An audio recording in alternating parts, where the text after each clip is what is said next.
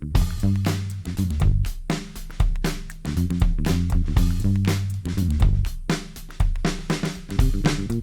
bien bonjour les amis, on va préparer un G2 Malossi complet, tout neuf. Donc Carter Polini, clapet, Villebrequin Doppler je crois, MVT, Vario Doppler, un haut Malos, une pipe de 28. Et ben on va bientôt voir tout ça. Je viens de prendre mes diagrammes, comme vous pouvez le voir. J'ai installé mon disque, serré mon cylindre. Donc je viens de le faire, hein, je ne l'ai pas filmé, mais je viens de le faire. Donc j'ai admission 124 et échappement 185. Il faut savoir que l'échappement a déjà été tapé. Hein. Le moteur n'a pas encore été utilisé, mais l'échappement a déjà été fait en début de préparation. Donc voilà.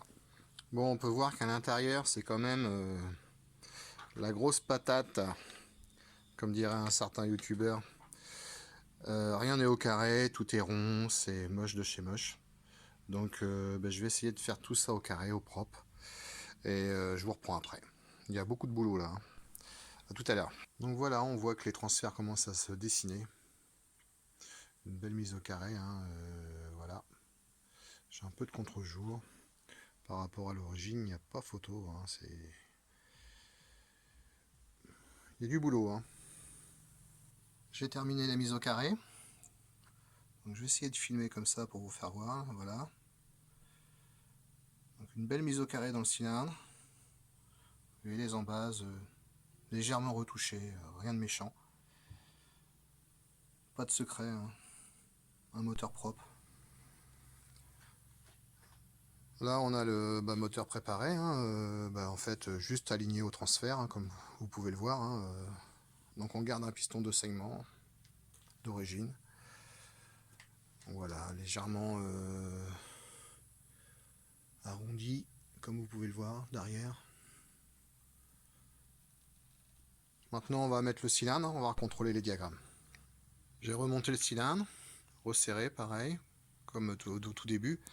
Par contre j'ai mis une cale de 0,25, j'ai pas le joint d'embase. Donc je vais caler à 0,25 en joint. Là, je vous fais voir l'intérieur un peu. Voilà. C'est beaucoup plus propre. Hein. Bon, maintenant je vais prendre les diagrammes. Les diagrammes viennent d'être relevés là, à l'instant. Donc avec une mise au carré et puis une petite cale de 0,25 pour faire l'épaisseur d'un joint d'embase, je me retrouve avec des admissions à 127 degrés et un échappement à 186. C'est normal qu'à l'échappement ça bouge moins, on n'est pas sur le même angle de bielle, donc forcément c'est pas pareil quoi. Maintenant je vais regarder le switch. Je viens de faire mon switch là, il y a une chose qui me plaît pas du tout, c'est que j'ai 1,15 de switch d'un côté et 1,33 de l'autre. Mais le problème c'est que ça pince à l'envers. Le switch il n'est pas du bon côté. Donc ça veut dire qu'il faut reprendre la culasse au tour, quoi. Il n'y a pas le choix. Je viens de monter la culasse dans le tour. Je viens de régler mon angle de switch. Maintenant je vais usiner pour rectifier. Alors je peux pas filmer avec mon téléphone en usinant. Je viens de reprendre la bande de switch là, vous voyez. Bon c'est bon, elle a le bon angle. Je viens de recontrôler le switch. Contrôler l'angle. Donc c'est bon, hein, j'ai 1,29 en périphérique du switch et 1,32 côté on va dire bougie quoi. Donc le switch il est bien là. Donc par contre on voit qu'il est beaucoup trop haut. Donc maintenant l'opération c'est de reprendre le cylindre. Donc je vais voir ça. Je viens de poser le cylindre sur le tour. Bon, je l'ai passé au comparateur, hein, c'est bon, j'ai à 2 centièmes de faux rond, donc c'est très très bien, ça compte en rien du tout. Je vais faire une passe de 0,7, non 0,6, une passe de 6 dixièmes pour ramener le switch à 0,7. Bon, j'usine ça et je vous reprends après. Voilà, ça y est, j'ai repris 6 dixièmes sur le haut du cylindre. Maintenant, on va aller contrôler le switch.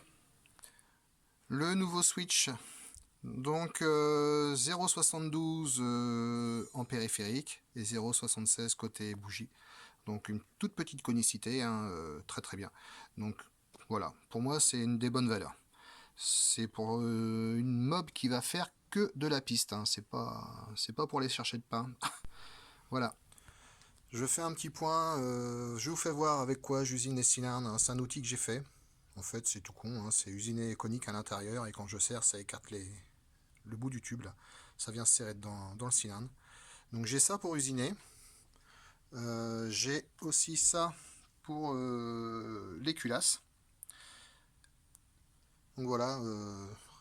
Donc faites-moi, dites-moi dans les commentaires si vous voulez, je vais avoir un carburateur à usiner, savoir si ça vous intéresse ou pas.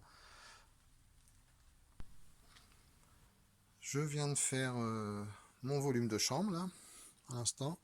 Donc je vous fais voir. Voilà. L'huile bien jusqu'en haut du puits de bougie. Maintenant je vais déduire, je vais calculer et je vous reprends. Je viens de faire mon volume de chambre là à l'instant. Donc bon, je vais pas vous refaire les calculs, hein. Il y a des chaînes, Tournoi Racing, tout ça, ils font ça très bien, hein. Donc j'ai calculé, j'ai déduit moi le volume de chambre en rapport volumétrique 14,8. Donc pour moi c'est très bien. Donc voilà, c'est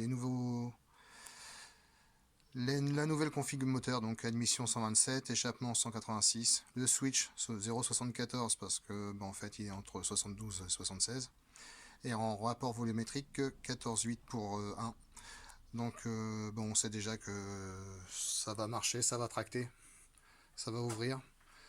Là-dessus, il faut savoir qu'on va mettre un carburateur venturisé. Un 24 passé à 28 côté pipe et 24 côté boisseau. Donc voilà quoi. Alors maintenant pour moi ça s'arrête là. Maintenant c'est un copain qui va prendre le relais, il va faire la petite lime diamant, les chanfreins sur les lumières, le jeu à la coupe, le joint d'embase, l'étanchéité moteur.